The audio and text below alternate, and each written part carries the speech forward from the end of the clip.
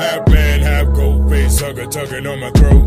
Then her tail became the spine, spread the nervous system, travel through time. The third eye of the mind, sunshine to the blind, ignite liquid light, create breath and sight. So when the stars in dark fight, pterodactyls are born, dinosaur, lizard in natural form. After ages, epochs, blizzards and storms, it is ice age as we sharpen bronze blades. First art is drawn on the walls of the cave. My dead and God save Abel from Cain's hand. The Cain became man of the land. This is Canaan with a K9 by my side at all times as I ride from Nubia to Jerusalem. Babylon was built, flying in Hindu on magical kills. From the coat of the bull to Bullock's milk, you will mummify the barrow in black and gold seal. This my only arrow, keep my eye on the sparrow. I keep my eye on the sparrow, cause this my only arrow. This my only arrow, keep my eye on the sparrow. I keep my eye on the sparrow, cause this my only arrow. El Shaddai, Mount Sinai, Aquila the eagle, we fly high. Got the wise guy, a child of Israel, but is he real? And did he kill? Whatever done on this battlefield, it is God's will. When I dance in your skin, I got no chill, then blood spill. On the wheels of the chariot, we carry it to Greece. We seek war and peace, create hordes and streets. Lupinar on a leash, birth the Byzantine peace. From the west to the east, village to village, for a medieval feast. Sprinkle acid in your yeast and lead in your wine. A crown for the clown as we rewrite time. Kings and queens deserve everything that we find outside of the garden of the lights. Baby, it's all crime, only marriage will cry. Saints pay no never mind till the witches start to fly. Laugh at the traitor that's amputated and fried. That's my only arrow, keep my eye on the sparrow. I keep my eye on the sparrow, cause this my only arrow. This my only arrow, keep my eye on the sparrow. I keep my eye on the sparrow, cause this my only arrow. Ahoy, the decoy, we got slaves to employ. They operate like animals, their souls are void, but don't make no noise. The natives will get you and eat you alive. After I gather their gold, I'll be wearing their hide. Without a godfather clock, the Mayans don't know time. Nobody's equal without the equine amigo and negro. Hung from a thin line, cartels and sambos, have some fun and some wine. From the boat to the dollar, we operate by the sign. Is it lies that we have? Stab the flag in the land, the moon in the sand. Put your hands behind your back for the contraband. Now we let clocks demand. Souls to the black hole, is that cold here? Open a can of whoop ass, on me hold my beer. As we dance with the carcass and we piss on fear. This is the money religion and our God is clear. This my only arrow, keep my eye on the sparrow. I keep my eye on the sparrow, cause this my only arrow. This my only arrow, keep my eye on the sparrow. I keep my eye on the sparrow, cause this my only arrow.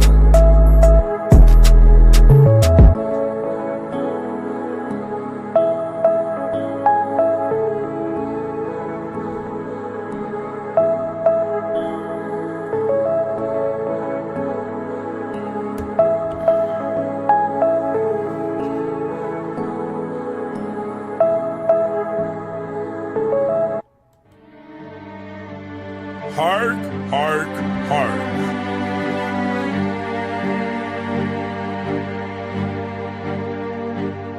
Never sold my soul to the devil, but I can say you his. Welcome to Dante's America, where the demons live. Can you tell me the difference between the snake and the rib? We take the witches to the stake just because of Eve's bid. I got nothing to give, cause there's something to take. I plot my escape while drinking fermented grapes. The undead, the Dracula, the bat with the cape. Can't see the execution, the space whether he smiles or sobs. Do not bungle the job, you might trouble the mob. They will have you for lunch, anybody gets touched. The prostitutes don't clutch, and the ghosts stay hushed. I move smoothly for the booty, need my gold in a plush. So welcome, hear ye, come one, come all. This the last of days, masquerading deaths at the ball. Watch a dragon, so the sky and breathe fire on all. Strive to stay alive, because the wolf don't crawl. Yes, the eagle is law, we hunt the feeble and small. I'm not speaking to y'all, this is silence and secrecy. Providing the mystery, right story about victory. My blunt stay hickory, bitch niggas can't get with me. Not only OG, you know that shit ain't on history, nigga, fuck it. I catch a traitor's head in a bucket, I'm never trusted. My sword is never rusted, I'm plagued with the disgusted. Amazed and I love it, guns blazed at the summit. Gargoyle, who want it? Survive fights with nights, so watch your eyes turn bright. Keep your rosary beats for things that bumper tonight. Cause even saints face the tank for a piece of the bank. We all moving up ranks, with these double-edged shanks. This is pirate and plank with song and strong drink. How long will fate take with bad success and good mistakes? We all gotta wait for the black or pearly gates. I was never early or late. The right don't debate. No, I won't hesitate. Rip his nose off his face, put his head on the plate. Then I'll boil it with dates. They'll taste checkmate and then we all say grace. What's good to the people? Okay, the guy 720 in here. I know y'all can hear me correctly, right? Y'all can hear me? Okay. I had to do a lot of stuff with my camera and mic. I don't even like the way this camera is looking. It got me looking all AI and shit. These motherfuckers is trying to do too much with this AI bullshit. I have no problem with nature and reality. I saw a quote, and I think I might even put it as a bar. The nigga 50 Cent said, the God body 50 Cent said, I have no problem with a thief trying to a thief is only trying to steal my reality. I mean, trying to steal my salary is what he said. He said, I have no problem with a thief that's trying to steal my salary. I have a problem with a liar who's trying to steal my reality. Oh my God. Bars. This is a bar. This is very serious. I have a big problem with liars. I don't like lies. You bring that shit towards me. You even bring little snickering, I was just playing games and I don't know you that well. Bro, watch out for the attack, my nigga, because those are areas I just don't play in. I don't play with you like that. I don't give a fuck who you are, where you from, what your zodiac sign is. You know the line in between truth and reality. I mean, truth and lies, okay? And it really gets funny when you're dealing with, street niggas. Especially, street niggas should have been through, court system situations. And I guess because, they seen how hard the truth got played with evidence against them. And now that they got to serve time based off of that evidence, they may fall into a space of loving lies or staying in the area of lies. Because truth got them locked up. And that's what, that's why a lot of motherfuckers say, oh, you're a rat, you're a rat, you're a rat. Because the rat tells the truth about the situation. Everything else was embedded in lies. But what a lot of people don't realize is that, these alphabet boys, the police, the feds, so on and so forth. Bro, they've seen you a million times fold. So there's very rare situations where, you're going to be able to get away, And that's basically what happened with the YSL case. The YSL case, the reason why it got thrown out of court and he was just given the probation was because of the embarrassment line against the Georgia, system, and also the feds. It was a Fed case, but the whole system, but the state of Georgia was involved, DAs, blah, blah, blah, witnesses, and all of this other shit. And the nigga YSL Woody stayed in a space of omitting information. He didn't submit to the truth, but nor did he bring any lies. He went off of a baseline, minimal level of intelligence, of understanding, and the DA say, oh, this is on the paper right here. It's like, well, you wrote that on the paper. I didn't write that on the paper. You know what I'm saying? It's just a simplistic line of intelligence. And that's one thing that I've always respected, that I took from the South and that I loved about the South, is that, they kept things at such a simple level of intellect that you couldn't get around it, and but back to what I was saying about the lies and the truth and why they call motherfuckers rats. Motherfuckers don't know that whole terminology of being called a rat, where that came from. Where that came from is that in the farm, there was some level of sensory capability that rats had, that whenever a serious storm or tornado or whatever was coming, that they would leave days ahead. They would leave the farm 2-3 days ahead before the storm actually hit. So what that was telling people was that, you see a stampede of rats coming your way, that's letting you know a truth about impending danger. Okay. And that's what a rat is today. A rat, it goes to the police and tells the police, the truth of a situation. And then there's an impending danger, a danger after that, which is the courtrooms, and now you got to go testify, and you got to be all involved in some shit because the truth was exposed. So in Western culture is definitely a line to hide the truth, and this is what you're all doing on your jobs, whatever job you work on. You're hiding the truth, whether you're a school teacher, whether you're at a call center, whether you work in the credit industry, whether you work in the trucking industry. It doesn't matter what industry you're working in. It's based upon a concealing of the truth. Okay. And this is where things get real tricky, and a lot of people just don't want to be involved. It fucks up their health. It fucks up how they communicate, how they go about their daily lives. It fucks up their relationships. You know what I'm saying? So today it was very odd how I came across this information. The list of the Indian massacres. This is very interesting. And what happened was, I was up late. I was going through the news, my news feed, and an article popped up talking about some small town out here, and I think in like Oregon or something, that was, based on brothels back in the late 1800s, early 1900s. And they were talking about how they shut it down and the reasons on why they shut it down. And this goes into how all brothels across America got shut down in the in the early 1900s. And I didn't know nothing about this. Right. So what happened was, this small town, the U.S. Department, would come down there. At that time, there wasn't any ATF or things of that nature. They would come to the brothels and inspect them, and they had the local hospital, and doctors would have to come down and inspect the girls that were working up inside these hotels. And basically brothels. And there was a situation all across America where there was a lot of young girls working in these brothels. We're talking about 13, 14, 15.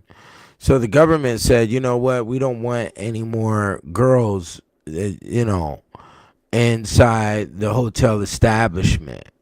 And if you don't remove these women, then we're going to, rescind your liquor. You will no longer be able to have a liquor. Liquor was actually to keep the circus going, and inside these locations it was the brothel. The girls worked upstairs, and then you had the restaurant that was in there. Then you had a bar that was in there. You might have a pool table or whatever the case, a gaming room and whatnot. That was, usually right in front of the bars, just like they show you in a lot of movies. And that's how the prohibition that came about in the early 1900s wasn't actually an attack on alcohol. It was to pull alcohol out of society for about the span of 10 years, so that all the brothels could collapse, and the girls that were working inside those brothels are now streetwalkers. Okay, is how it went. But then this town was built upon a location where a massacre was listed. So, and I've ran across this, dealing with American history. When you go to certain cities or you go to ghost towns, and Small towns, they'll list a little massacre that happened in that location on the wiki page. So, because basically a lot of the major cities that we operate in now were not major cities back in the late 1800s. What happened is a lot of the small cities that were in operation, and they had bigger populations. And once these cities got knocked down for whatever cost, because the majority of the causes of the sustenance of that city was based on mining, coal mines, gold mines, silver mines, whatever other type of metal that they were trying to extract out of that location.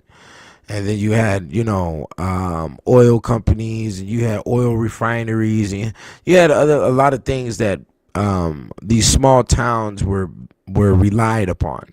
And a lot of these small towns sort of got engulfed by the major city, and now we call that the metropolitan.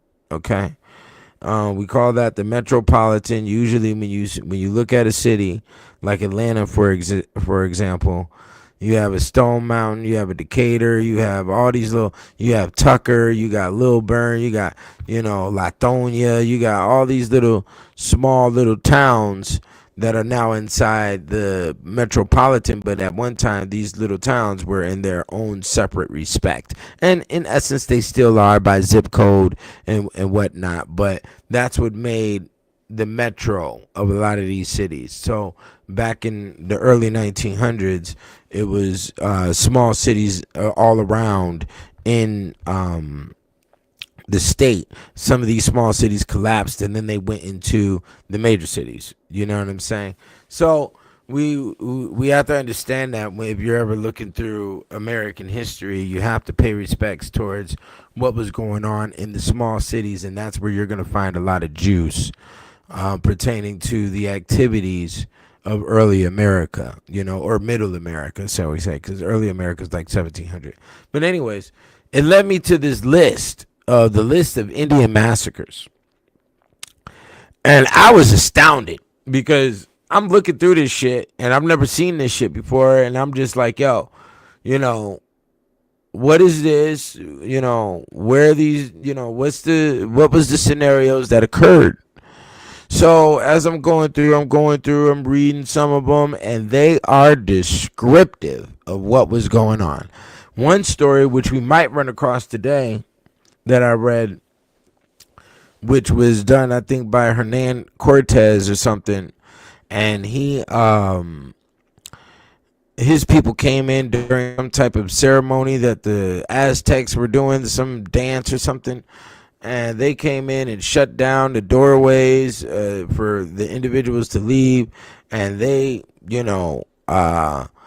cut up and cut out the guts of individuals, and they said that they got stabbed and got disemboweled so quick that they were running and trying to hold their guts up while they were running because their abdomen was already open, and they were tripping over their own intestines as they were running. I said, yo, what the fuck is this shit? And they would say, one dude was over there in the corner playing the drum, and they walked up to him and cut his arms off while he was playing the drums from the shoulder socket. And then they said they lopped off one dude's head that went to flying across the room because they used so much force when they cut it. I was like, oh my God.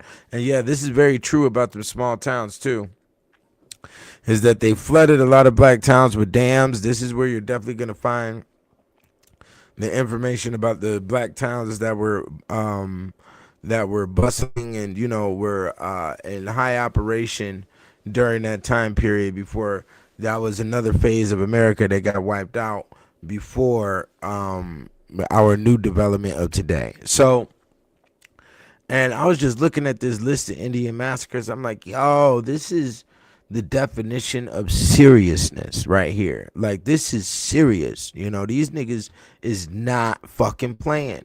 Not only was they not playing, they stayed focused on the goal. Now, it's very interesting to stay focused on a goal for over for hundreds of years, because it's not you that's just focused on the goal. You have to educate your children to be focused on their goal, you know. Yeah, is this it right here? Your children have to be embedded with enough anger to carry out the same mission. So, and this activity went on and on and on and on and on and on and on. We're talking about hundreds and hundreds of years, you know. Let me see here.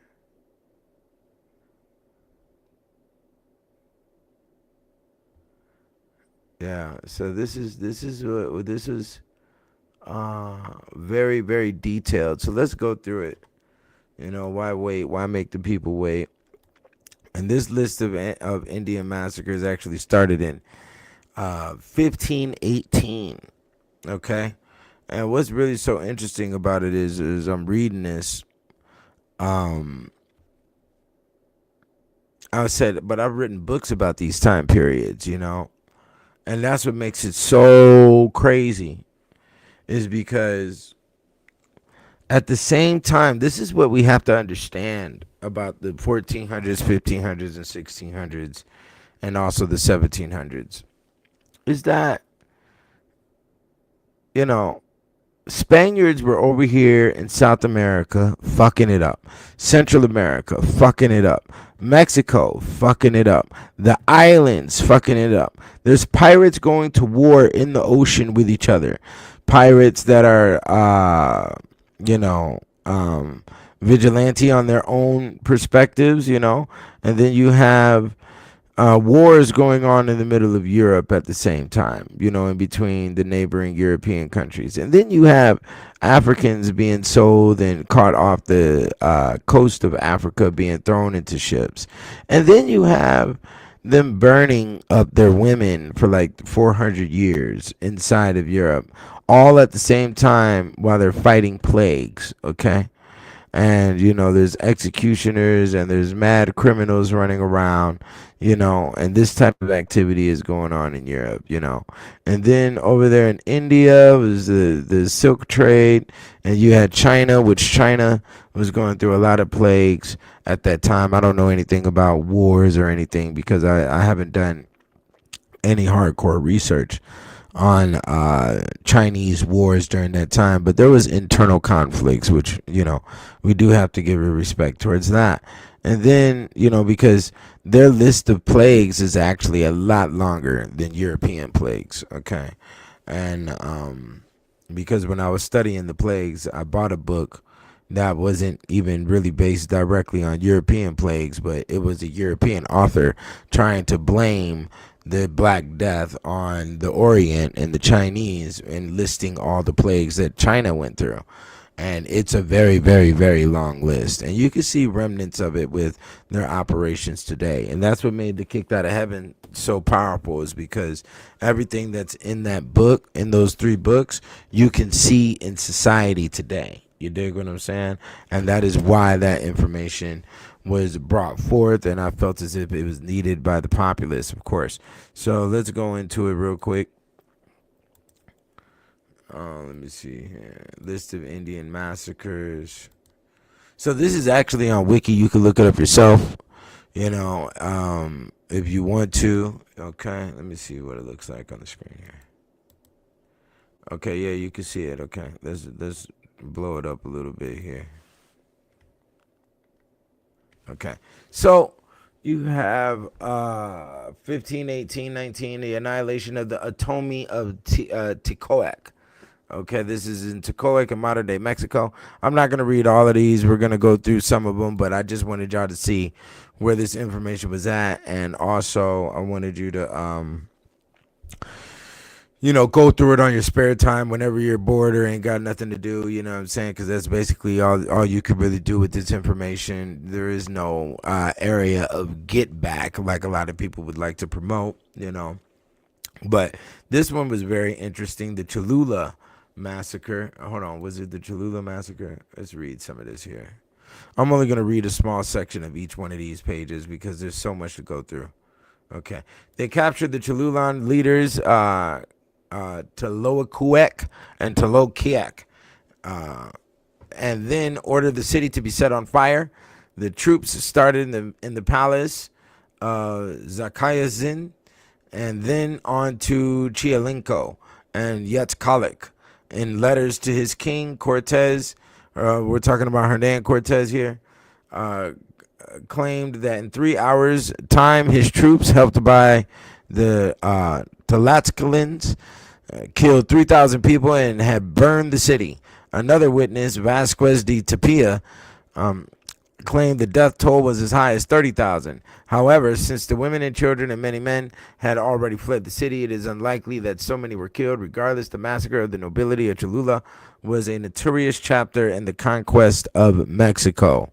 Okay, remember conquest, these are the conquistadors. Okay, let's see here. All right. So let's go to this one right quick. This one is the Alvarado massacre in 1520, and that's what pulled me into this one, is because Alvarado is also El Dorado. You know, we have to watch a lot of these words because a lot of these words are still being used today on our cars, our streets, so on and so forth. So let's know some about some of these events. Okay. This is part of the Aztec account of what occurred. Here it is told by how the Spaniards they murdered the Aztecs who were celebrating the fiesta of Huitzilopocatli, however you say that word, in the place they called the patio of the gods.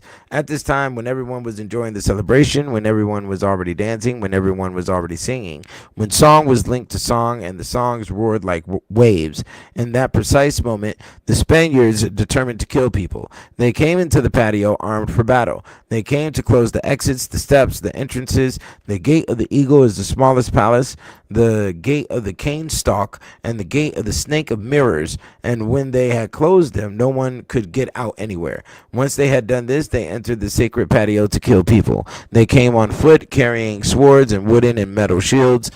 Immediately, they surrounded those who danced, then rushed to the place where the drums were played. They attacked the man who was drumming and cut off both his arms. Then they cut off his head with such a force that it flew off, falling far away. At the moment, they then attacked all the people, stabbing them, spearing them, wounding them with their swords. They struck some from behind, who fell instantly to the ground with their entrails hanging out of their bodies. They cut off the heads of some and smashed the heads of others into little pieces. They struck others in the shoulders and tore their arms from their bodies. They struck some in the thighs and some in the calves. They slashed others in the abdomen, and their entrails fell to the earth. There were some who even ran in vain, but their bowels spilled as they ran. They seemed to get their feet entangled with their own entrails. Eager to flee, they found nowhere to go. Some tried to escape, but the Spaniards murdered them at the gates while they laughed. Others climbed the walls, but they could not save themselves. Others entered the communal house, where they were safe for a while. Others lay down among the victims and pretended to be dead, but if they stood up again, the Spaniards would see them and kill them. The blood of the warriors ran like water as they ran, forming pools which widened, and the smell of blood and entrails followed the air.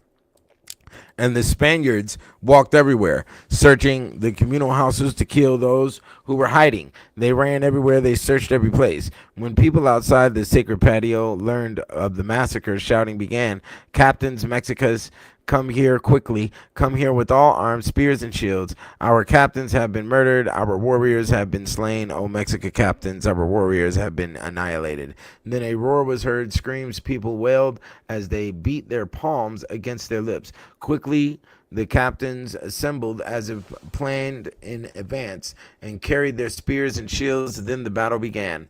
The Mexicans attacked them with arrows and even javelins, including small javelins used for hunting birds. They furiously hurled their javelins at the Spaniards. It was as if a layer of yellow canes spread over the Spaniards. Okay?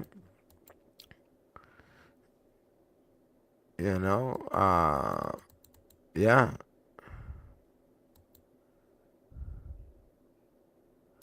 So that's what happened at the Alvarado massacre. Okay, that was in 1520. Yeah, this shit is wild, bro.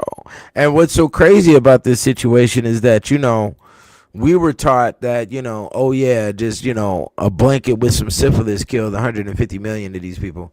And that is not what occurred. 100,000 to 240,000 were killed in the campaign overall, including warriors and civilians. As many as 40,000 Aztec bodies were floating in the canals or awaiting burial after the siege. Almost all of the Aztec nobility were dead, and the remaining survivors were mostly young women and very young children. At least 40,000 Aztec civilians were killed and captured. After the fall of the Tenochtitlan, the remaining Aztec warriors and civilians fled the city as the Spanish allies, primarily the Tlaxcalans, continued to attack even after the surrender, slaughtering thousands of the remaining civilians and looting the city. The Tlaxcalans did not spare women or children. They entered houses, stealing all precious things they found, raping and then killing women, stabbing children. The survivors marched out of the city for the next 3 days. One source claims 6,000 were massacred in the town alone. Well, due to the wholesale slaughter after the campaign and the destruction of Aztec culture, many sources such as Israel Charney, John C. Cox, and Norman Naimark consider the siege a genocide. Okay? Now, what's really interesting about this is, we don't know what happened, but all we see is their artifacts inside the museums, right? So when you go to the museums, you see their pottery and all of this other stuff. And what's really interesting is looking at these locations too.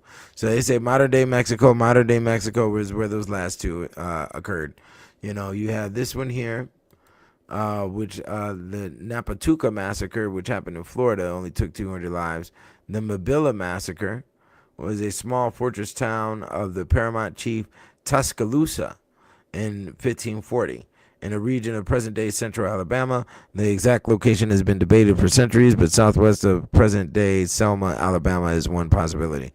Okay, so Tuscaloosa, Alabama. Tuscaloosa was a chief. Okay, he was a paramount chief. And the Choctaw retaliated against Hernando de Soto's expedition, killing 200 soldiers as well as many of their horses and pigs for their having burned down Mabilla, which is probably Mobile, Alabama, a compound, and killed 2,500 warriors and the paramount chief Tuscaloosa, who had hidden in houses of a fake village. Okay, they had fake villages back then. We don't know what that is. Okay. Let me see here. The Tigway massacres that happened 1541 to 1542. A lot of these are small skirmishes that occurred. And let me see here. But over time, the amount of people would stack up, okay? Of course, and that is what allowed the annihilation over time. Okay, and that's what decreased the population. I need to find one of these that I had looked up that's very pertinent to what we going on through today. Let me see here. Do I even have it on here?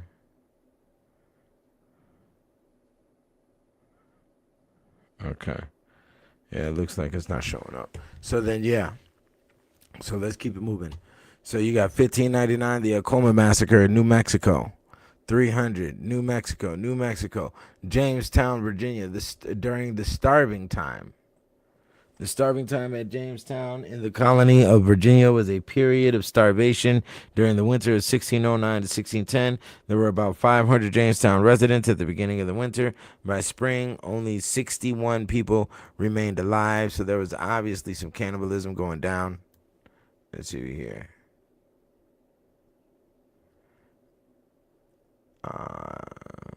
Let's see here.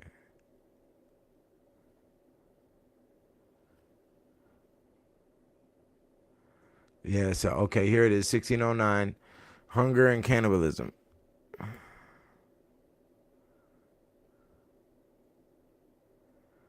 Okay. Let me see here. Should I read this? Okay. Cannibalism was confirmed in 2013 to have occurred in at least one case. The remains of a teenage girl of about 14 years old were forensically analyzed and shown to have telltale marks consistent with butchering meat. The excavators found the girl's skull and leg bones together with the bones of the butchered horses and dogs in a trash deposit in an underground room that had been used as a kitchen at the time. According to the forensic evidence, cuts made to the skull and bones will clearly indicate that brain and edible tissue had been separated from the bones in the same way as with butchered animals, providing clear evidence of cannibalism. An analysis of the teeth and bones shows that the girl, who was named Jane by the excavators, while her real name is not known, had only recently immigrated, probably from southern England. That cannibalism had been practiced during the starving time had already been known from half a dozen accounts written about the period. George Percy, who had been president of the city council during the crisis, later reported that the living dug up and ate corpses, and that a husband killed his wife and then butchered her, preserved her with salt, and ate parts of her before he was caught. The husband was executed. That a woman was murdered and eaten by her husband is confirmed by 4 other accounts of the famine time. A further account does not mention her, but states that dead settlers, as well as one Native American who had died in a fight, were eaten. Okay? This is what happened in Jamestown. So, Jamestown, Virginia, and this is how America was founded. Okay? And that whole practice of keeping the meat with the salt is definitely something that I encountered in the medieval times. During 1609, 1610, the practices of preserving human flesh for survival means because of a famine or whatever other else element that may have created a lack of food was definitely well known. It was damn near a practice art by 1600s. Okay, because I have so many reports inside the literature of that stuff occurring from the 1300s on up. You see what I'm saying? So let's go in a little bit more. The Jamestown Massacre. Let me see here. Powhatan. Okay, the Powhatan people are an indigenous people of the northeastern woodlands who belong to member tribes of the Powhatan Confederacy. Powhatan is probably how it's enunciated. Killed 347 English settlers throughout the Virginia colony, almost 1/3 of the English population of the Jamestown colony, in an effort to push the English out of Virginia. They then destroyed crops and livestock, causing 500 more people to die of starvation, reducing the settler population to 180. So everything that's on this list isn't directly Europeans killing Indians. There's also situations of Indians killing Europeans and Indians killing Indians, okay, that are on this page. Okay, let me see here. And what's so crazy is how many of these locations, several Massachusetts chiefs were lured to Wessagusset under peaceful pretenses and put to death. Other Indians present in the village were also killed. The Pamunkey peace talks. These were supposed to be peace talks. In revenge for the Indian massacre of 1622, English colonists served poisoned wine at a peace conference with Powhatan leaders, killing about 200. They physically attacked and killed another 50. Don't drink the Kool-Aid is what that was right there. Okay. 1626, in the Kalanago genocide, Bloody Point. This is 2,000 to 4,000 Caribs were forced into the area of Bloody Point and Bloody River, where over 2,000 were massacred. Though 100 settlers were also killed. One Frenchman went mad after being struck by a machine-ill poisoned arrow. The remaining Caribs fled, but by 1640, those not already enslaved were removed to Dominica. Okay. So, right. Here goes some that happened in Connecticut. The Mystic Massacre, also known as the Pequot Massacre. Okay. 400 to 700 people died there.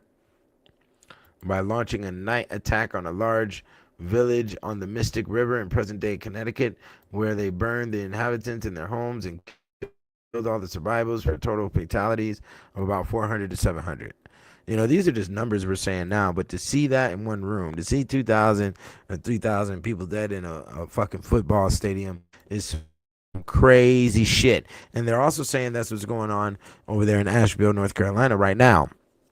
That they're calling all these unnamed bodies that they're finding, and they can't the undead until they find their next of kin. So they have a lot of undead over there in North Carolina because of the situation that happened with the hurricane. You dig what I'm saying? So Staten Island, okay, 80 Dutch soldiers under Cornelis Tienhoven attacked the village of Raritans on Staten Island over stolen pigs. Okay, Van Tienhoven intended only to demand payment, but his men wanted to massacre the Indians, and he eventually consented. Okay, let me see here.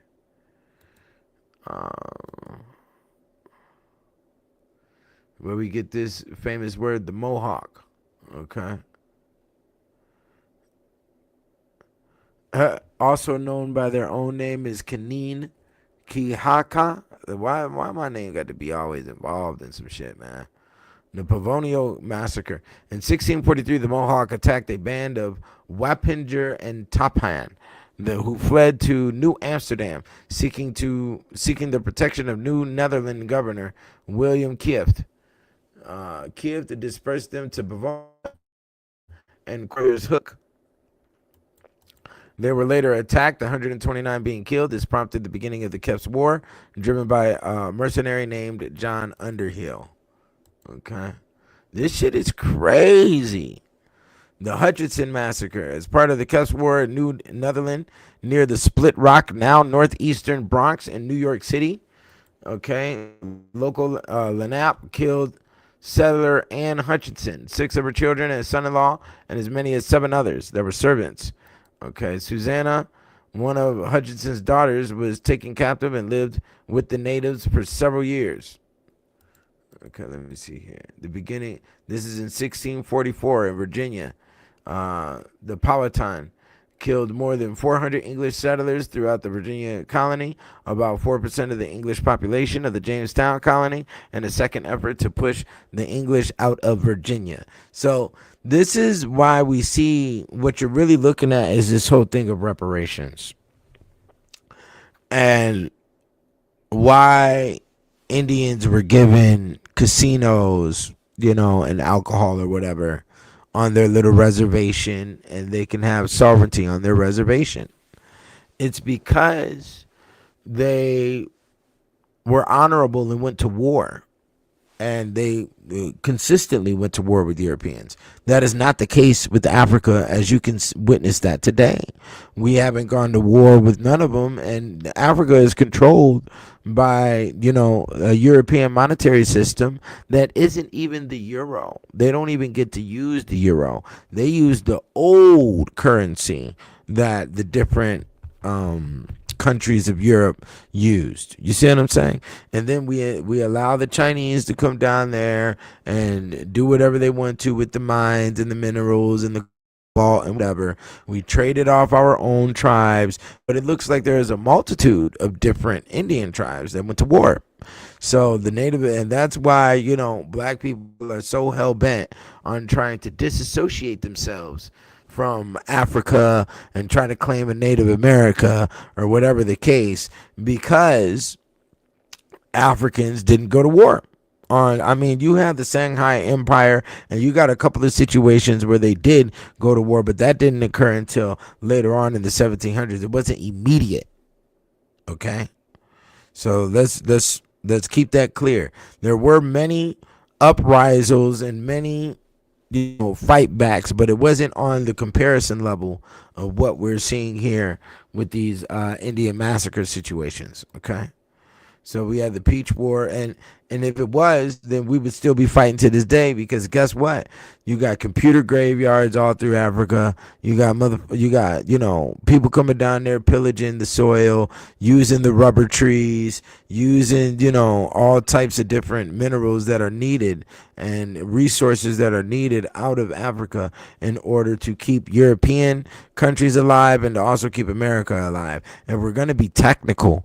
The majority of the planet is actually the only reason they got their lights on is because of the continent of Africa. We're going to get down to it, so nobody's really in support of, African independency, because then it's going to disable the sustenance that all other countries are operating off of right now. Okay, so let's keep going. We got the Peach War in New York, 1655. 1675, we got Virginia. 1675, we got Massachusetts. Okay. The Lancaster Raid. Okay. These are small numbers here. Let's talk about the ones with the big numbers. The Great Swamp Massacre in 1675. Colonial militia and Indian allies attacked a Narragansett near South Kingston, Rhode Island. At least 40 warriors were killed and 300 to 1,000 women, children, and elder men were burnt in the village. Okay, so a colonial militia which had Indian allies, and that whole Indian ally situation mirrors some of the activity that was going on with Africa, is because the Indians didn't have guns, and this is where the European was able to rule, is because he had rifles. So because of his resources and trading skills and sitting down and taking on some of the way of their culture, the Indians thought that they had an alliance partner and got tricked, just like a lot of Africans got tricked. Okay. So yeah, this is some shit here. And you'll see these names of the names of these massacres and the names of these individuals all on the streets that you're riding on every day, the parks that you take your children to, and all of that. And it's keeping that energy is bringing life to the word, which is bringing life to the status of conquer. You must understand. So when you thoroughly understand how this word game is used when it comes down to the areas of magic, man, it gets really crazy. And to be honest, we're like underneath a padlock, combination lock situation here in America. You know what I'm saying? So let's keep it moving. Turner Falls Massacre in Massachusetts. You see that? They have a rock there for commemoration of the event. Captain William Turner and 150 militia volunteers attacked a fishing Indian camp at present-day Turner Falls, Massachusetts. At least 100 women and children were killed in the attack. At least, and see, it's kind of funny because a lot of these massacres, well, I mean, it's not funny, but, a lot of these massacres state clearly that it was women and children being executed. So because the men were either in small number, or they would be attacked while men were out handling other business. So July 2nd, that's a 72, and in 1676 in Rhode Island, militia volunteers under Major Talcott attacked a band of Narragansetts on Rhode Island, killing 34 men and 92 women and children. Okay. This is in, there goes another one in Rhode Island. The Dragon Swamp Massacre. During Bacon's Rebellion, Bacon's men, who were searching for Susquehannock, attacked friendly Pamunkeys in Dragon Swamp, killing many and capturing 45. This is Woolwich Massacre in Maine in 1676. The Pueblo Revolt in New Mexico. You see, this stuff is crazy. The list is so goddamn long. It's out of this world. August 5th, the Lachine Massacre. 1,500 Mohawk warriors attacked the small settlement of Lachine, New France, and killed more than 90 of the village's 375 French residents in response to widespread French attacks on Mohawk villages in present-day New York. Okay? So the same locations where you're riding your train to go to work in the morning in the middle of the Bronx and the Brooklyn is where massacres were going down. 200, 300 years prior. This is crazy shit. Okay, let's read some more. We got the Cochecho, no, the Coke Echo massacre that happened in New Hampshire, Schenectady massacre in New York, the raid on the Salmon Falls in Maine, raid on the Falmouth in Maine. This is in 1690.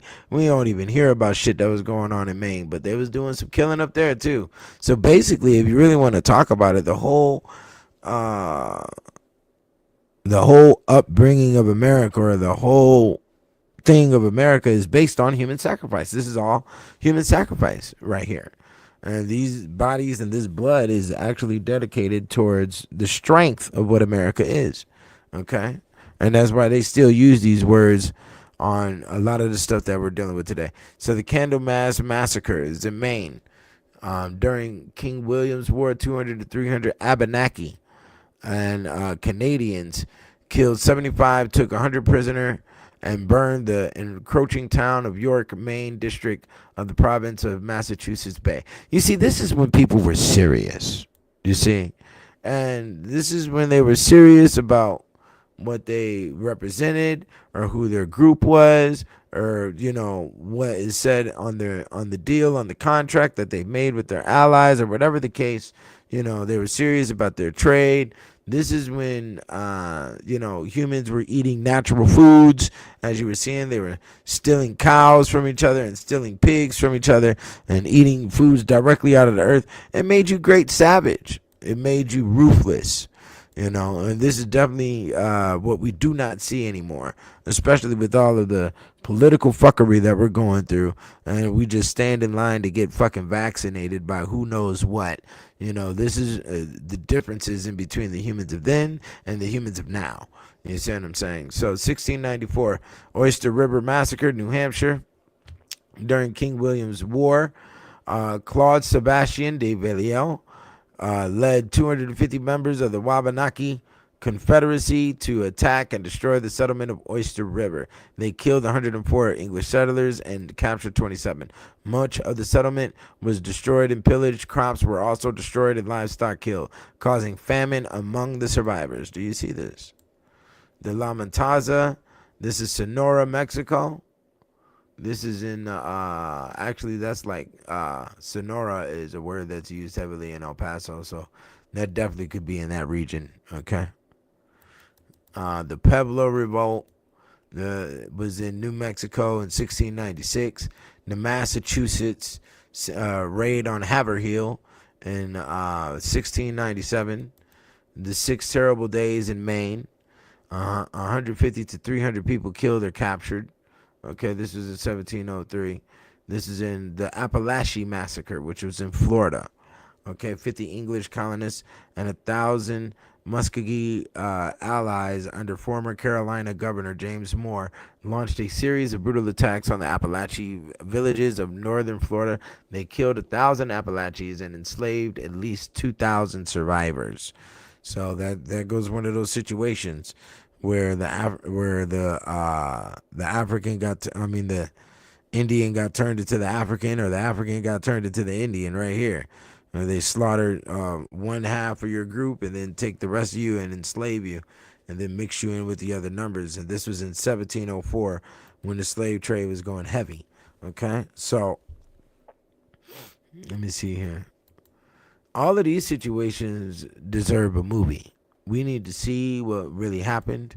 1711, September 22nd, the massacre at Bath in North Carolina. 1712, the Fox Indian Massacre in Michigan.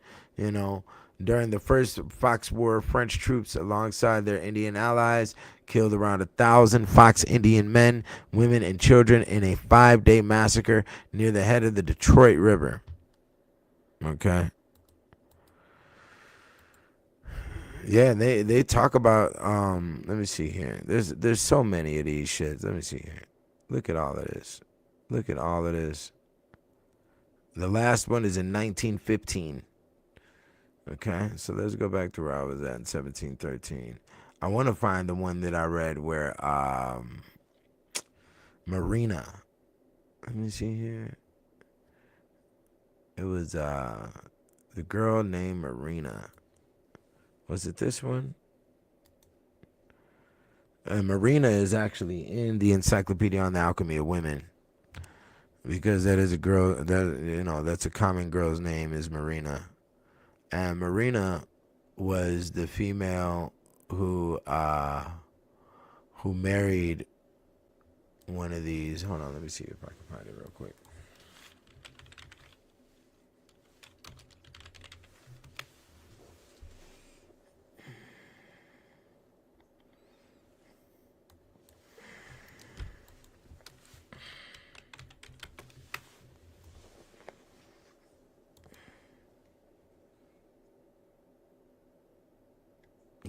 Yeah, here it is. Right here. La Malinche.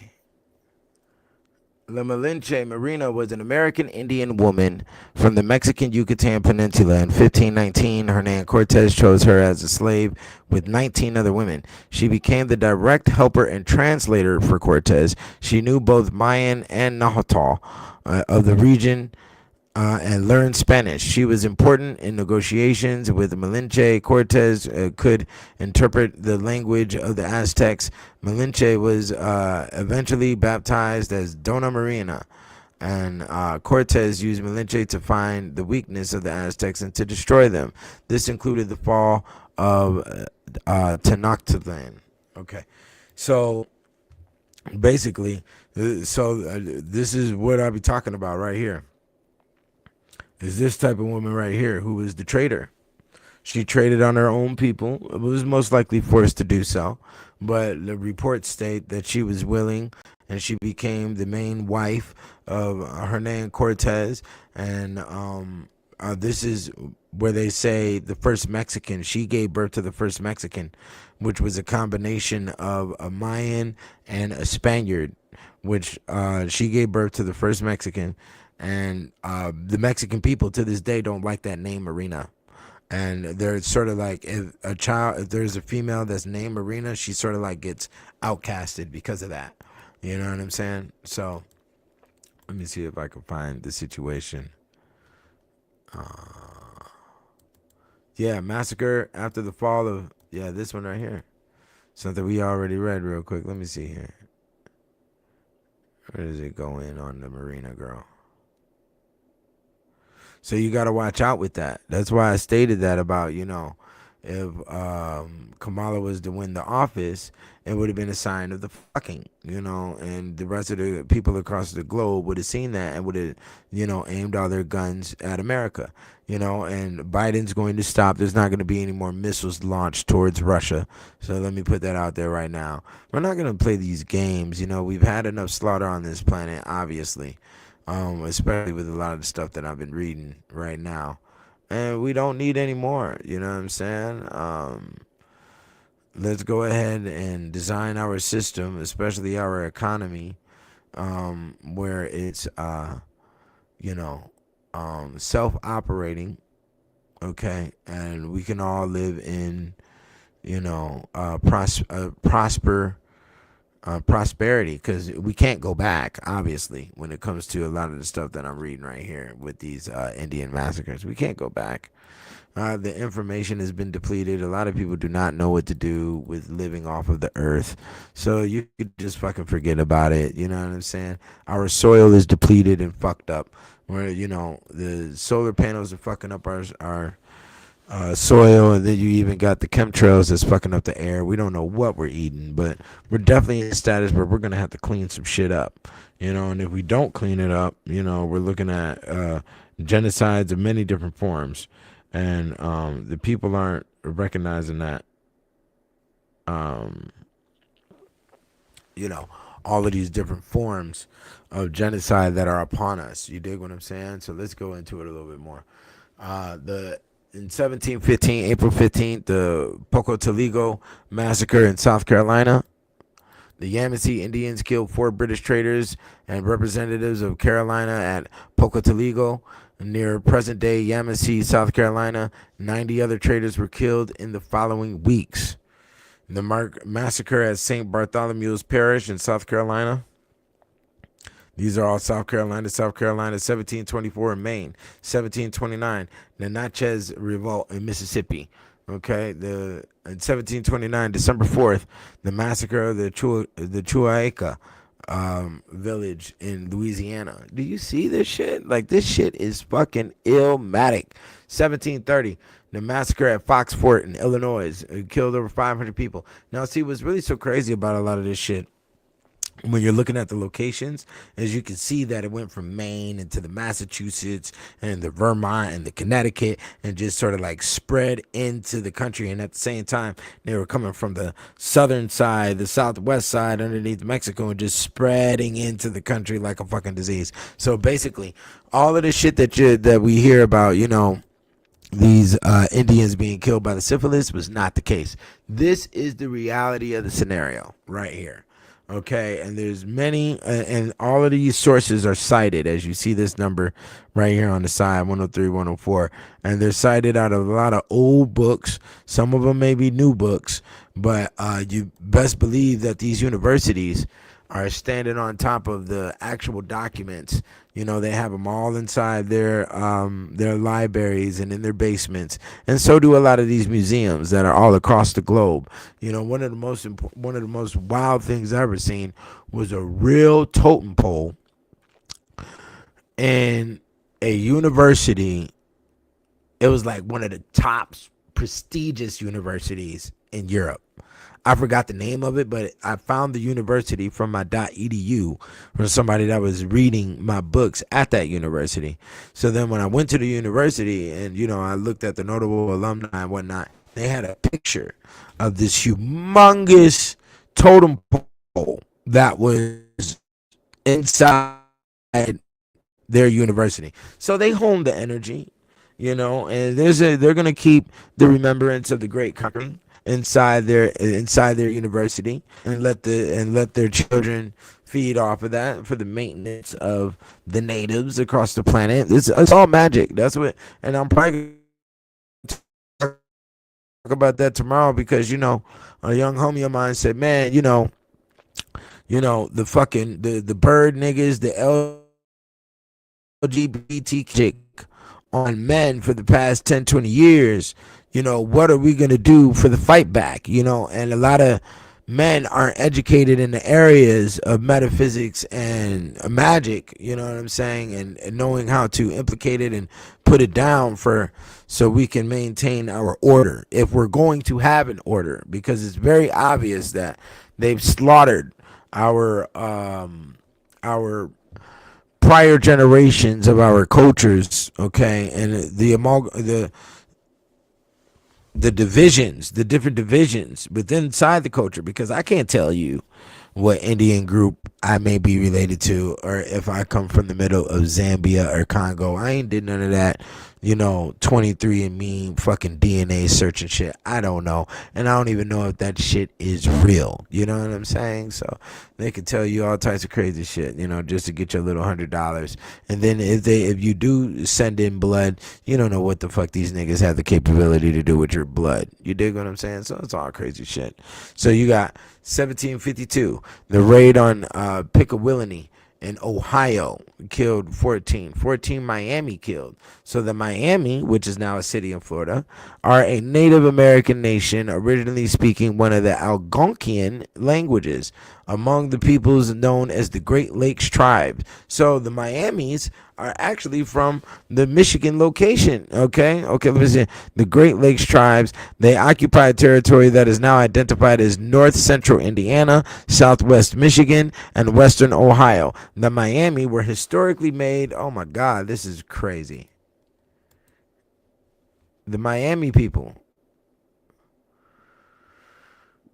The Miami were historically made up of several prominent subgroups, including the Pianquishaw, the Wea, the Pepicoquia, the Kilatika, the Mangaconquia, and Acha Kanguan. In modern times, Miami is used more specifically to refer to the Achaguan. By 1846, most of the Miami had been forcibly displaced to Indian territory. The Miami tribe of Oklahoma are the federally recognized tribe of Miami Indians in the United States. Yo, this is wild shit. This is wild shit, B. Do they have a population number here? Nigga got your soul in this goddamn Wikipedia, nigga. I'll tell you that shit. Right now, their total population in 2011 was only 4,000 people, you might as well say. But I'm pretty guaranteed that back in these days, it was more like 400,000. You know, maybe goddamn 4 million. Who knows? You know what I'm saying? We don't know what the real numbers were. You know, so let's keep it going. Okay, so. All right. This is attack at Jador in Nova Scotia in 1753, 1755, Draper's Meadow Massacre. Okay, let's go to this other one. The Great Cove Massacre in 1755 in Pennsylvania. 100 Lenape and Shawnee Indians led by the Lenape war captain Shingas attacked a series of settlements in Great Cove and Little Cove and along the Canolo creeks near the Maryland border. This was a continuation of the hostilities by Native American tribes allied with the French in the French and Indian War that had begun with the Penn's Creek Massacre above. You see that? Native American tribes allied with the French in the French and Indian War. So what does that mean? That means that it gave you a picture is that they were battling with other French and they befriended you, and now you became allies with the French to go to war with the French, but the French and the French probably ain't going to war at all, and you're just in the middle being sandwiched and being, you know, deleted, being removed. You know what I'm saying? And don't even know that that's the case of what's going on, because you have to understand that by the time these Europeans started bringing all these war tactics over here to America, their war has been advanced by 100-fold, you know. And we're also speaking about, you know, situations that happen in Greece. We're talking about the war experiences of Rome. We're talking about all the medieval different wars that were going on. Remember, there's 5 pages of wars listed inside the volume 1 of all the wars that occurred from, I think, about 1200 to 1700. There's 5 pages listed, my friend, of how many wars. So they already had a very good skill in the tactics of war, the operations and movements and the strategies of war. And they came, and you know, and it deals with a lot of trickery and spying. And in the midst of that, they were able to do what? Slaughter. And that's exactly what occurred. So this is what's been going on. While y'all, so I mean, am I going to eat Thanksgiving dinner? Yes, I'm going to eat Thanksgiving dinner. This isn't going to disturb me not one bit, because this is what occurred in the past. And there is not going to be an ounce of anger that you're going to be able to instill in me to utilize towards anybody for any specific reason, because I have to take care of my line. And once again, as African Americans, we all know you have no racial backup. You have no racial support. So you going out here and being angry is going to do what? Because you're not going to be able to utilize that anger in any format. You don't have the militia. You don't have the weaponry. You don't have the skills. You don't have the practice. You don't have, what do you have? You don't have the generals. You don't have the hierarchy. You don't have the financing. You know, like Pac told you, if you want to go to war, get your money right. And there's not a nigga underneath the sun that's got his money right to go to no form of war, whether you want to talk about African American or African. Right? Exactly. Niggas get taken down by helicopters and shit.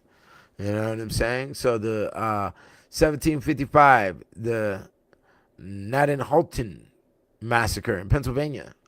Okay? Killed only 11 people, but there's a lot of these. So let's go to some big numbers. The massacre at Fort William Henry. It took out, following the fall of Fort William Henry during the French and Indian Wars, The Indians are allied with the French and killed between 70 and 180 British and colonial prisoners. But see, the French and the British, they've been playing these war games with each other for a long time. Way before they came and spilled their fucking war shit over here into America. You know what I'm saying? And it's probably these little small skirmishes that developed into the War of 1812, okay, that split the country. Or got Britain out of here and used Britain. And Britain used America as a company. This is where companies started getting developed. And you got to understand that charters and companies, just like I just found out recently, South Africa is on the stock market.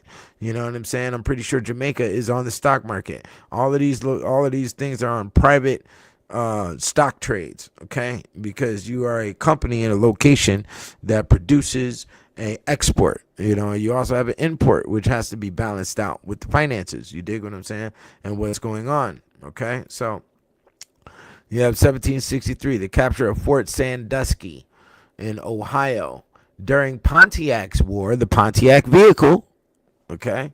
A group of Wyandottes entered the British outpost Fort Sandusky under peaceful pretext. The Wyandottes then seized the fort and killed its 15-member garrison along with several British traders. Okay, yeah, this is what's good. This is the truth behind the situation. This is what the fuck is going on. So hold on here. Let me put up my links here. Y'all donate to the God 720. Okay. Yeah, y'all donate. Purchase the books, because actually it's these situations here that made me write the Kicked Out of Heaven. I wanted to know. I wasn't fulfilled with the whole statement of you're just a pilgrim that came over here in a black hat and you wanted to eat some turkey with the Indians. That is not what occurred. And what they told us in public school is just extreme lies, about what was going on in history. But they also knew that the child's mind wants to know about what was going on. And our parents obviously were too embarrassed, or they didn't have any information to give us about what was going on in America, why we're here, why we're involved in these religions, or why we're involved in certain ceremonies and practices. Just, shut up, do it, and do it with a smile is what a lot of us were told, specifically when it comes to a Thanksgiving or a Christmas or anything like that, or a Easter. Just do as you're fucking told and just enjoy the event, okay? Don't be trying to get into no technicalities, and that's what's really going on here. A lot of us are very angry because we don't know those technicalities. We don't know what we're representing. And our soul tells us that we're involved in the support of some type of magic lock that is on top of us. And here it is. This is the padlock on the brain. This is the combination lock that we are all under right here. So let's go to it right here. The Devil's Hole Massacre, 1763. This happened in New York, and New York has become the Devil's Hole, obviously. During the French and Indian Wars, Seneca, allied with the French, attacked a British supply train and soldiers just south of Fort Niagara. And they killed 21 out of 24 Teamsters and from the supply train. Okay. Let me see what we have here. 20 colonists. Now, this whole terminology of a colonist is very interesting because they say the colonists left Europe. So that means they were colonists before they left Europe. What were they colonizing and how were they educated in order to colonize? You see, we need to figure that out because they had a very in-depth intelligence on how to enslave humans, and then also how to draft out intelligence and do a backwards eugenic practice on the individuals that they were ruling over in order to clear their mind to a state of major simplicity, damn near maybe 1 star above Down syndrome. 1763, the first Wyoming Mill Creek Massacre. A band of 135 Native Americans killed about 20 settlers of an estimated 100 from Connecticut and burned their houses at Mill Creek. It was likely perpetrated by Captain Bull and his warriors after the report that colonists had murdered on April 16, 1763, his father, Tedioscon, as well as the fact that the Wyoming lands purportedly to be reserved for the Native Americans were being possessed and settled by colonists. So why would they call them colonists? What is the history behind the colonists? We definitely need to go down that route. So 1763, the killing by the Paxton Boys in response to Pontiac's rebellion, frontier Pennsylvania settlers killed 20 peaceful Susquehannock Indians. Okay, it was 20 of them. So let me see here. The Enoch Brown School Massacre. That's an interesting wordplay. Enoch Brown. Okay. This happened in 1764 in Pennsylvania during Pontiac's War. 4 Lenape Indians killed a schoolmaster, 10 pupils, and a pregnant woman. 2 pupils were scalped but survived. Okay. Let me see here. What do we got here? Let's go to a bit. Okay, here goes one. 1774 in Spanish Peaks, New Mexico. Spanish troops surprised a large fortified Comanche village near Spanish Peaks. They killed nearly 300 Indians, men, women, and children, and took 100 captives. Okay. 1778, the Battle of Wyoming during the American Revolutionary War, following a battle with rebel defenders of Fort Iroquois. Allies of loyalist forces hunted and killed those who fled. They were later accused of using ritual torture to kill those soldiers who surrendered. These claims were denied by Iroquois and British leaders at the time. 340 colonists were killed. Okay.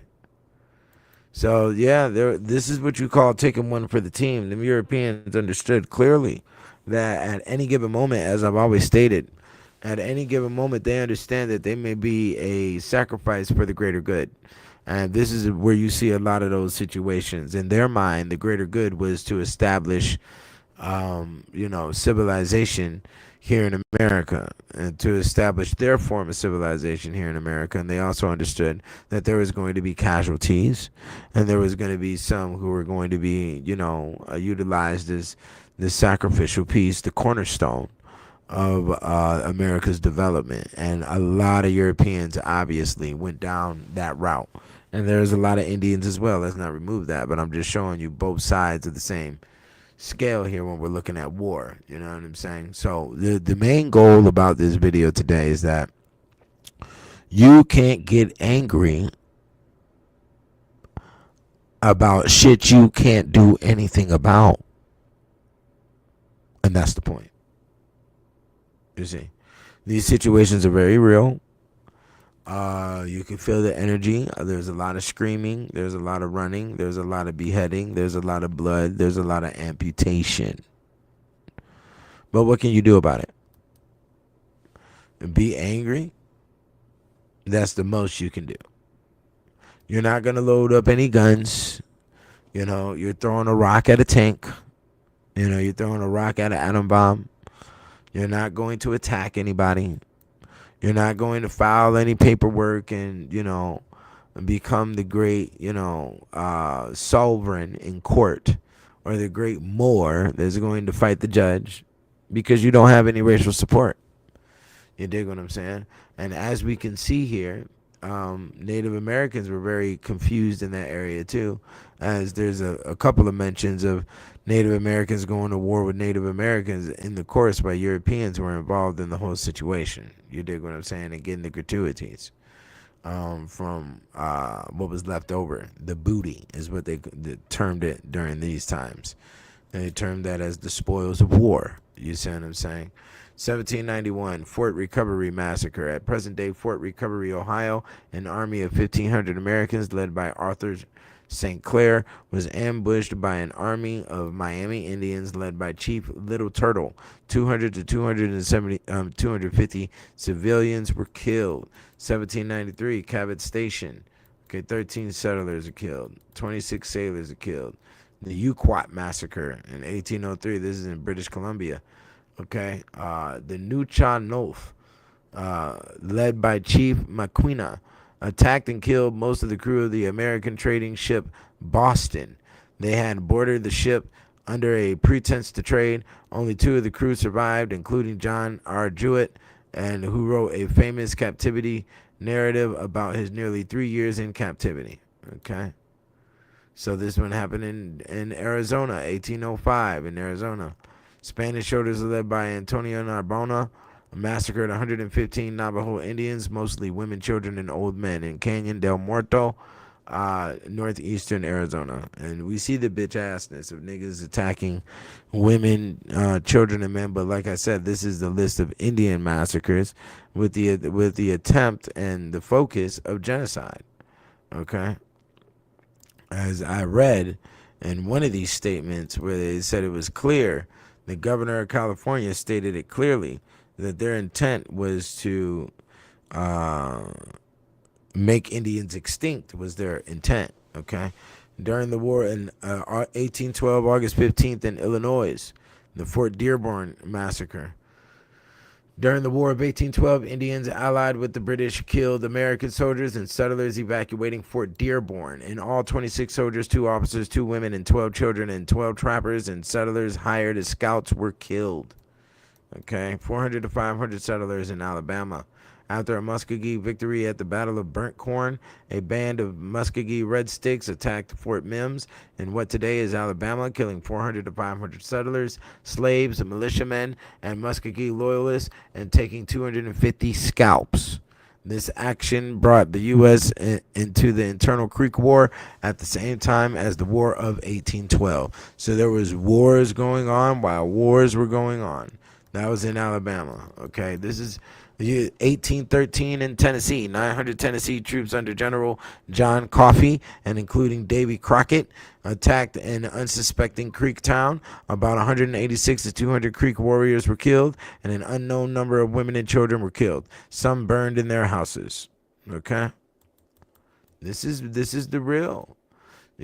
So while people are walking around behind enemy lines in their Crocs and their pajamas, this is all of this energy right here with looking at these massacres is definitely what throws my mind into a tirade to feel as if you could walk around comfortable in some pajamas and some Crocs when these individuals have done this to your bloodline. They have done this to your people. There's a way to respond to it, but obviously there's no way to retaliate. And I don't promote any form of retaliation. It's just that, we have to understand why we operate the way we do and what is the best way to operate while we're in this land for the areas of success, which is finances, right? So that's why I wrote the Kicked Out of Heaven. That's why I wrote it, is all of this shit, because I didn't know this shit. Is what made me wrote that. Is because who are you motherfuckers? And why are you moving the way you're moving? And see, this is definitely the definition of seriousness, okay? So let's read this one. 1813, Alabama, Georgia, militia General Floyd attacked the Creek town in Tallapoosa River in Macon County, Alabama, killing 200 Indians before setting the village afire. Okay, I guess that's the state flag in Alabama, is the big X. The red X on the white background. This is in 1822, New Mexico, 24 kill. 1823 in Texas, 19 plus kill. 1823 in South Dakota, 12 kill. 1824, Indiana. You see this shit? This shit goes on and on and on and on and on and on and on. This shit is crazy. How many different massacres that have occurred. The Battle of Bad Axe. Okay.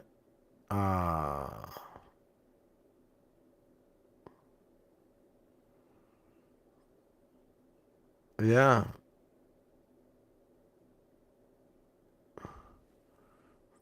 Yeah. Soldiers under. Yeah. This is 1832, August 1st, the Battle of Bad Axe.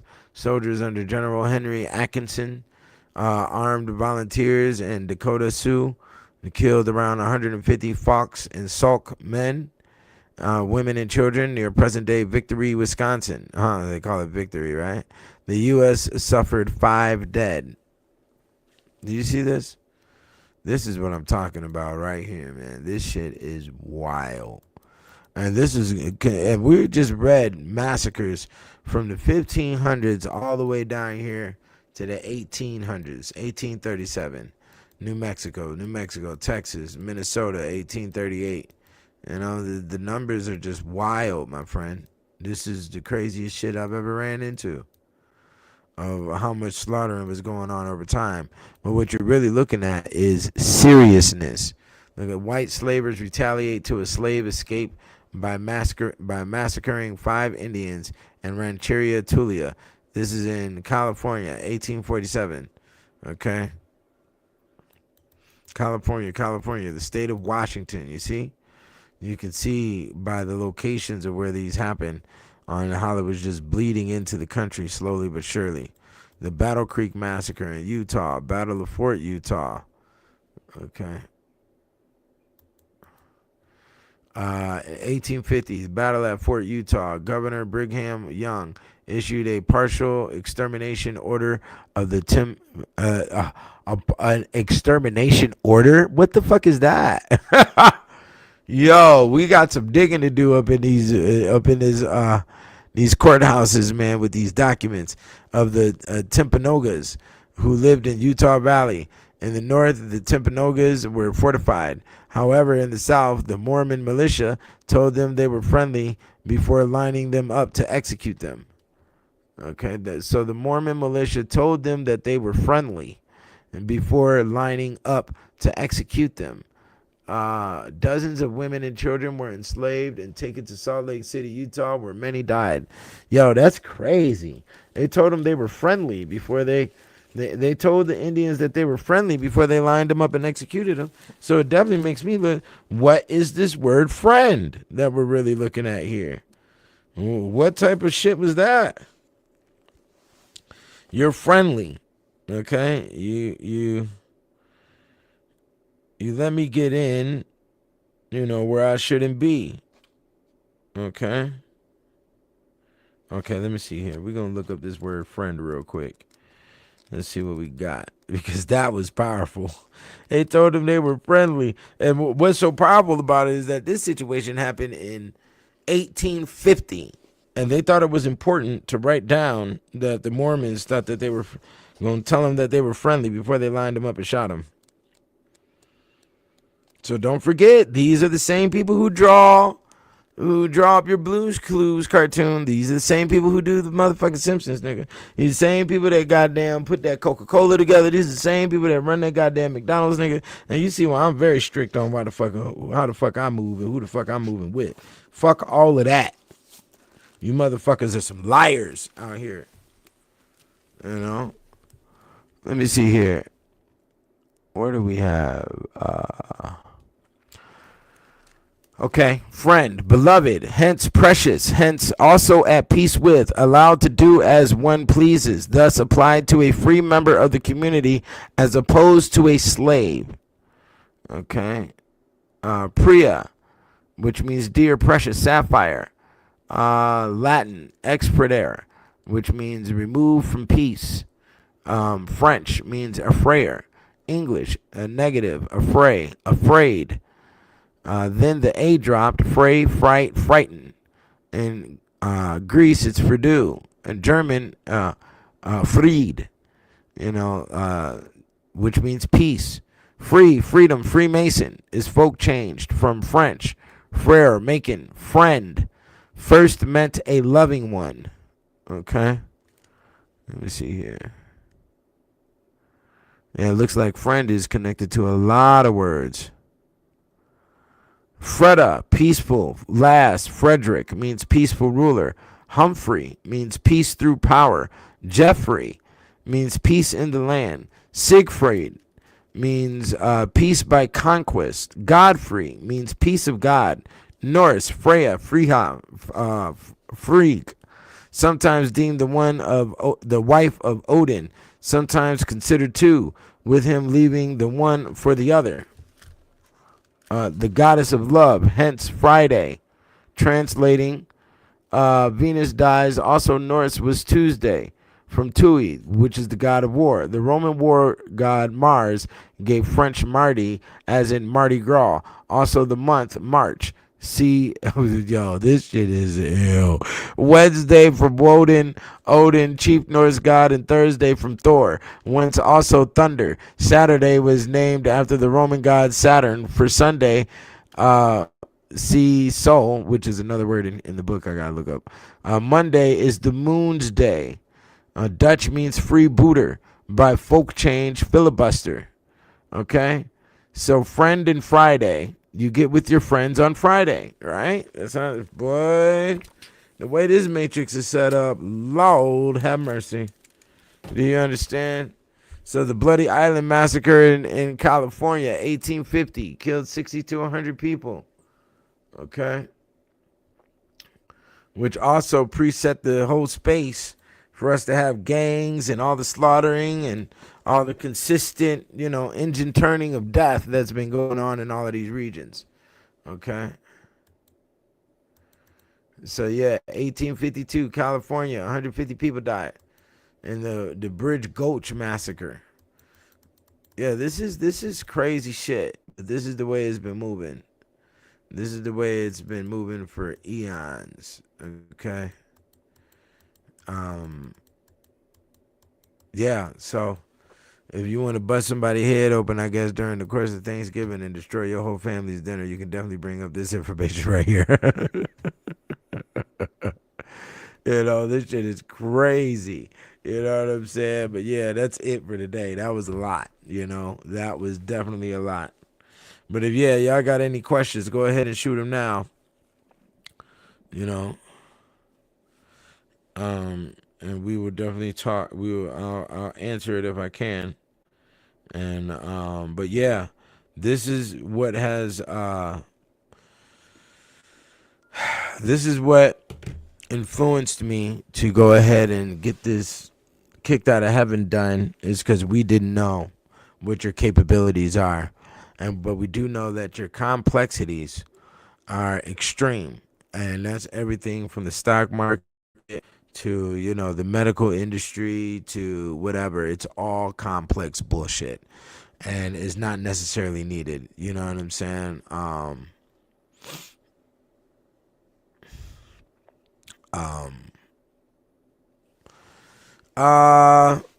That's debatable. Let's put up what Max said here. And this time you can't do anything about the past, but you can choose not to put your energy into Thanksgiving, because giving energy to the day seems to be enough to maintain the illusion. It's all solstice at the same time too. So you do have planetary movements that are going on in this time period that are correlated to these dates. And for me specifically, I'm a Leo. I like to eat heavy during the wintertime. Wintertime comes around, it's hibernation. So I got to eat big meals, and Thanksgiving is one of them big meals, my nigga. You understand? And that's also the same with Christmas. I'm going to be eating a big-ass meal on Christmas, too. We going to grub real good. You understand? I'm not worried about, whoever got slaughtered back then or whatever the case is, because we ain't doing shit about it now. You understand? And that is just the true bottom line to the whole situation. You know what I'm saying? Unfortunately, that's what it is. Until we can have a self-reliance amongst ourselves, which that is all, reptilian eye blinking at you. We don't know who is going to do what.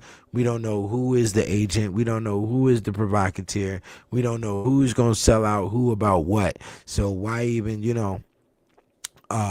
try to create a situation where those are going to be your end results, because the only motherfucker that can trade on you or be a trader towards you is somebody that you already know, somebody that's your friend. And that has been a repeat throughout human history. And this is definitely an activity of the human. This is what humans do. They fuck each other over.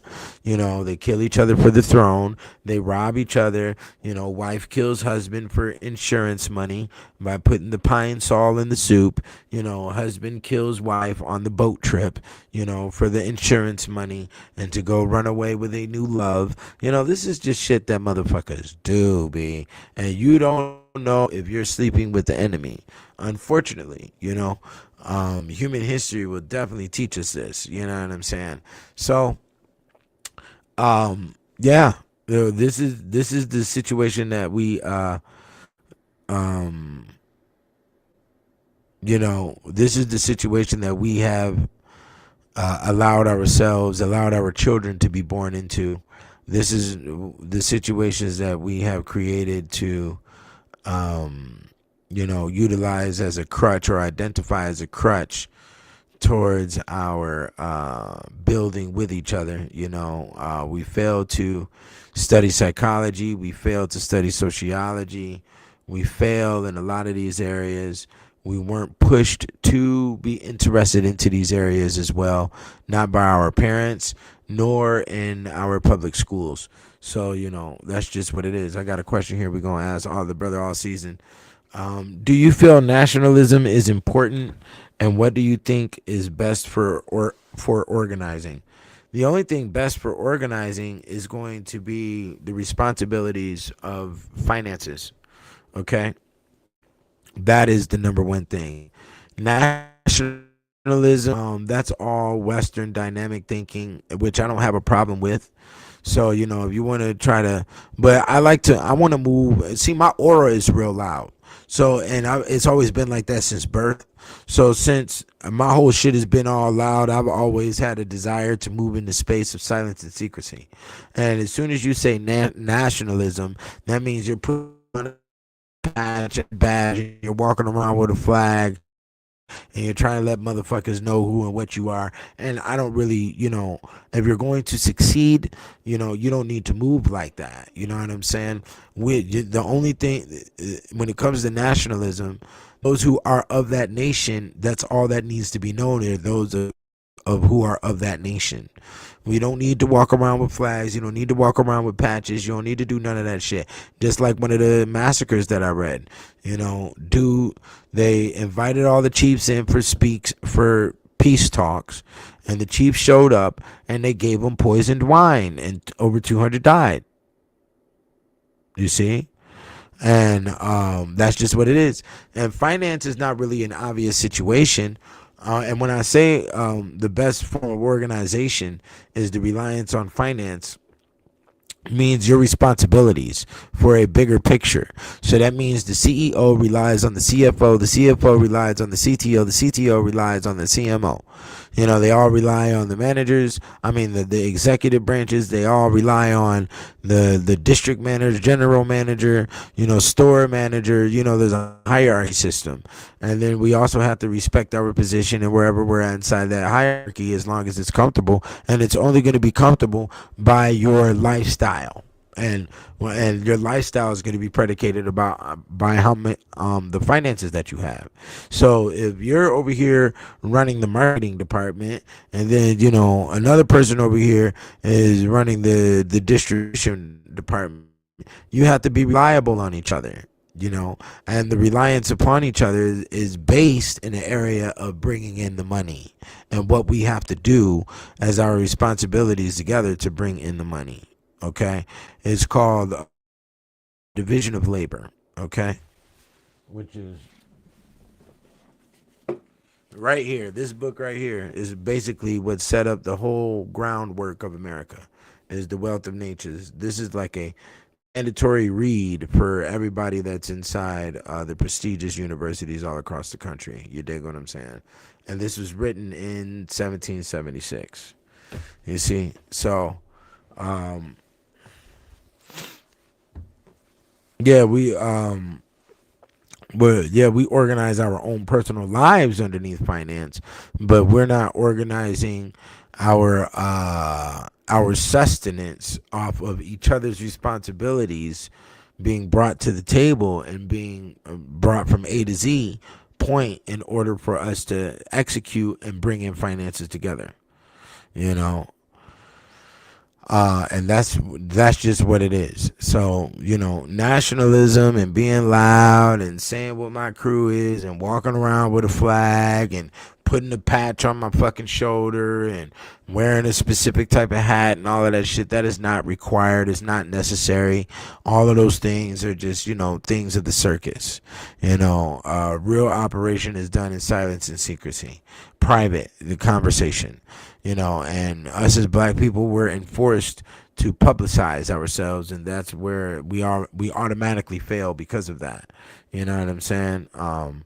Like, you know, when it comes to the way the Kicked Out of Heaven is set up, it's set up for, you know, a lot more study to be done in the medieval areas so we can get a draft on how this nation was really designed and the things that had to be done, like this list of Indian massacres, in order for the groundwork to be put in place. You dig what I'm saying? In the case of black people, we don't have our own 13 families yet. We don't. We barely have one family. You know what I'm saying? We barely have mom and dad in the house raising some children. You know what I'm saying? And when you even go down that lane, every family has their own philosophy. And, you know, the motherfuckers is going to bump heads, man. That's just what niggas like to do. You know? The brother says World War III has officially started. I don't think so. Everybody knows that Trump is in office right now, and everybody knows that Biden is a goddamn fool. So, you know, there may be a couple of paybacks that Trump may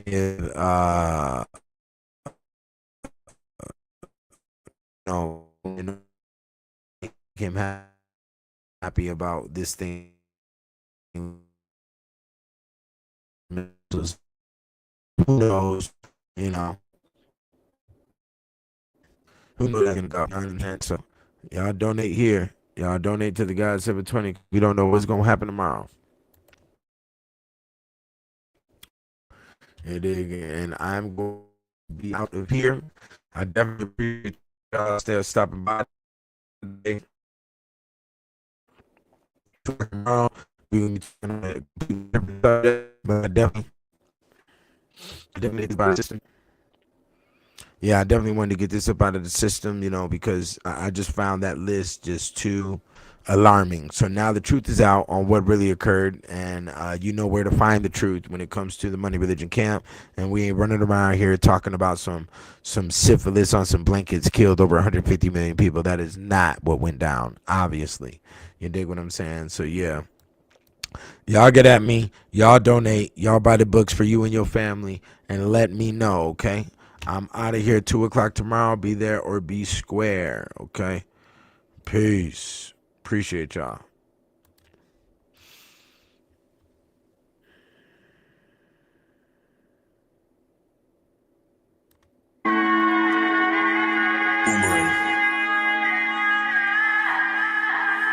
They think a nigga filthy, I'll never plead guilty. Spend a couple racks at the stove, I hope you feel me.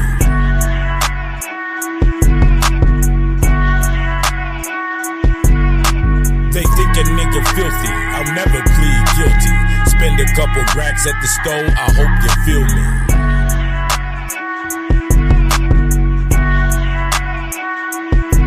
I got my back against the wall, I make a couple calls. Pimp this telephone, that's that grown man ball. My program won't fall. Trying to forget it all, spending dough at the mall, acting like I'm within the law, but we outside. Niggas try to get a clout ride, cause I'm bout mine, and I'm never out of time. Won't ever doubt my grind. Walk a dead line, dirty money kinda shine while I age like wine. Cause the game's bittersweet. The prison from this ism won't let a bitch sleep. You see me, then you don't. Gotta keep the mystique. Just check the technique. They think a nigga filthy, I'll never plead guilty. Spend a couple racks at the stove, I hope you feel me.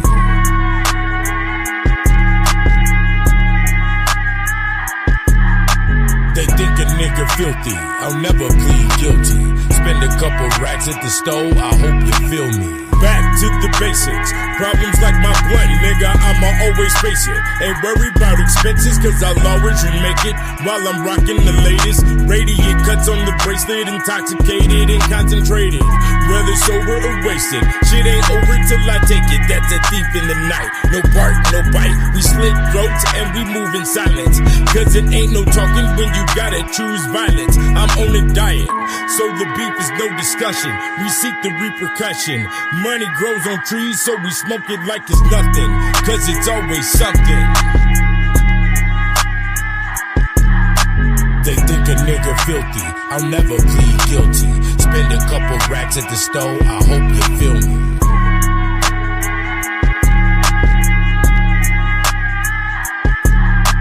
They think a nigga filthy, I'll never plead guilty. Spend a couple racks at the store, I hope you feel me.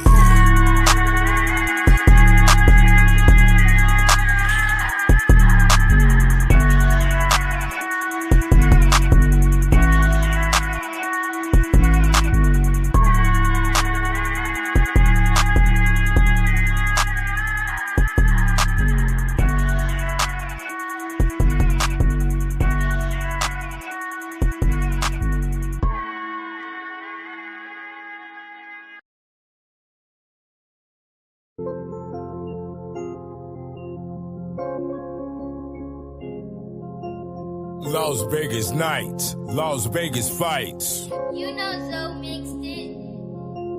Some of my niggas gangster, they gotta show they flag. Some of my niggas hustlers, they gotta get the bag. I like my hoes like my Glock, got that reflex gag. Came through with the part 2, now they big mad. Oh, they big mad, but they ain't big bad. Keeps a red bone bitch with a big fat ass. Them bitches ain't talking, let's stay talking about cash. She living for the moment, let's see if it lasts. Las Vegas nights, Las Vegas fights. Las Vegas nights, Las Vegas fights. Las Vegas nights, Las Vegas fights. Las Vegas nights, Las Vegas fights. Las Vegas nights, Las Vegas fights. Las Vegas nights, Las Vegas fights. It's never too much drink, fuck what they think. Bitches crying me a river while I laugh at the bank. If she wanna ride with me, she gon' do what it takes. Steady working on that pole, let's see what it makes. Let's see if it shake, let's see if it quake. Stay moving like a snake, let's see if it break. I need the love and hate, keep the game in the face. Her bestie gotta wait, they both ask for a taste. Las Vegas nights, Las Vegas fights. Las Vegas nights, Las Vegas fights. Las Vegas nights, Las Vegas fights. Las Vegas nights, Las Vegas fights. Las Vegas nights, Las Vegas fights. Las Vegas nights, Las Vegas fights.